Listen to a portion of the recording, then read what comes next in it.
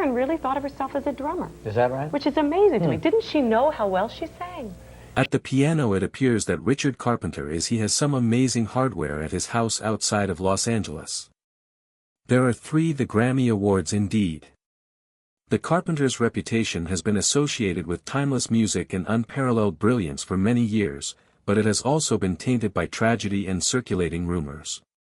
Karen Carpenter, whose angelic voice enchanted millions, and her brother Richard, the creative genius behind their renowned sound, are at the heart of this tale. Richard Carpenter, now 78, is at last prepared to confront the long-running stories about his sister that have baffled fans and captivated the media for years. The foundation of the Carpenters' extraordinary success was their connection with Karen Carpenter. Richard, the elder of the two, was the mastermind behind their elaborate musical arrangements, and their relationship went beyond simple familial ties to become a unique and profoundly creative collaboration. Carefully creating the luscious, refined sound that would become their signature, these arrangements were given life by Karen's distinctive and expressive voice, which turned them into songs that enthralled listeners everywhere. They worked together in a reciprocal manner. Richard relied on Karen's ability to effectively transmit emotions through her singing, while Karen trusted Richard's musical vision to determine the artistic direction of their work. Richard has recognized her innate talent in interviews, explaining how her voice could transform even the most basic tunes into something unique, a talent that struck a deep chord with their admirers. Their relationship extended well beyond music. As siblings, they helped and supported one another through the highs and lows of life in the spotlight. However, this close-knit dynamic, which was necessary for their success, also increased the pressure they were under. Their common goals frequently made it difficult to distinguish between their personal and professional lives, leaving little time for dealing with personal issues on an individual basis. Although they collaborated well, the pressures of continuous traveling, recording, and sustaining a flawless public persona took its toll. Despite their evident closeness, some personal issues, like Karen's struggle with anorexia, stayed hidden for a large portion of their careers, exposing the intricacies of their bond and the demands of their mutual quest for perfection. Public conjecture over Karen Carpenter's health persisted throughout her career, especially in relation to her battle with anorexia nervosa. Eating disorders were not well recognized at the time and were frequently stigmatized or disregarded by the general public as well as the entertainment sector. Conversations about Karen's clearly deteriorating health became common, but the effort to uphold a polished public persona sometimes eclipsed these worries. Rumors concerning Karen's health as well as the demanding nature of the music business and how it might have affected her life were also circulating. Her contribution to the Carpenters' success was frequently linked to control and perfectionism. Both fans and critics hypothesized that her difficulties were made worse by the constant expectation to perform flawlessly, whether through vocals, public appearances, or upholding a particular image. Additionally, the media was crucial in spreading these rumors. In interviews and publications, Karen's appearance was frequently criticized with no consideration for her personal struggles. In addition to feeding public rumors, this atmosphere of unrelenting criticism increased the tremendous burden she was already under in her personal life. Only later did it become evident that what many people wrote off as industry rumors was actually a frightening representation of the more sinister realities Karen was dealing with behind the scenes. Her story continues to serve as a terrible illustration of how the demands of the entertainment industry and public scrutiny can have a significant negative influence on a person's well-being. Richard Carpenter avoided speaking out about the lingering allegations about his sister Karen for a long time.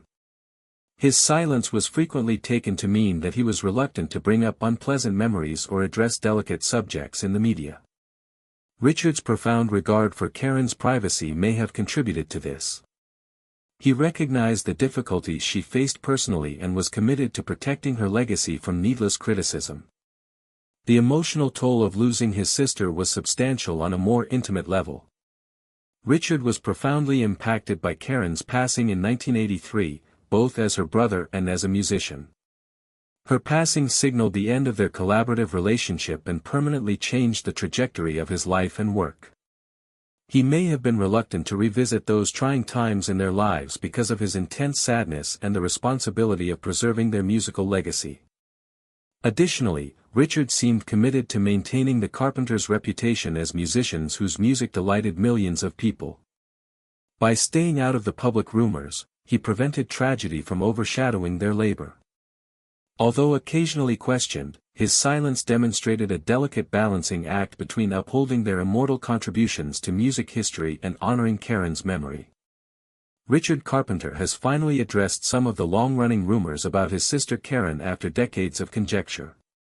He has stated in recent interviews that Karen's battle with anorexia nervosa was much more severe than most people realized at the time.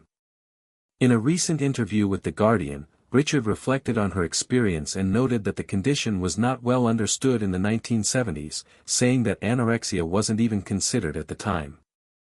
They had no idea what it was.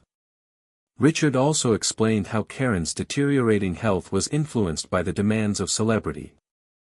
Although he acknowledged that Karen was under a lot of pressure from the public and the industry, he made it apparent that there were several facets to her disease, including both internal and external influences.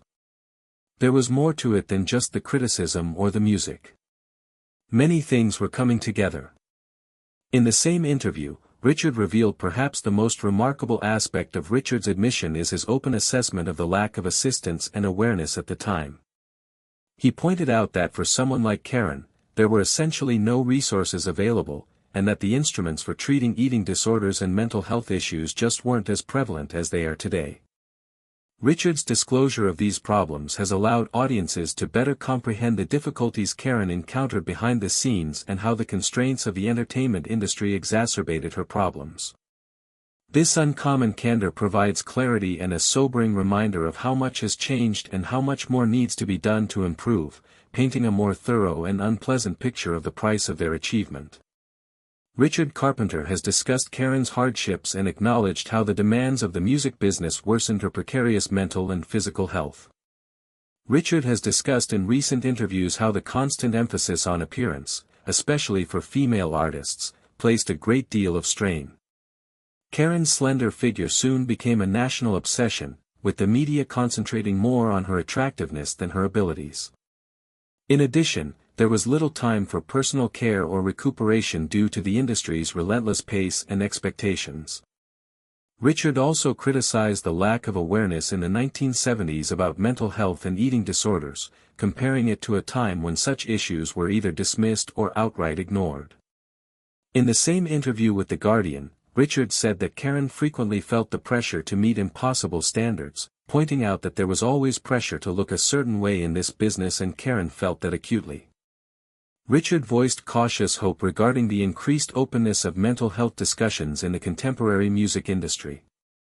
But he wasn't sure if the entertainment industry had really changed. Although the industry has changed, the strain remains. In a recent Rolling Stone interview, he said, "It's just in different forms." Richard thinks that Karen's experience will teach people a number of important things, one of which is the significance of identifying warning signals early and dealing with them in a stigma-free manner. He has emphasized the necessity of improved support networks within and beyond the sector to guarantee that nobody experiences the difficulties Karen did without the means to get assistance.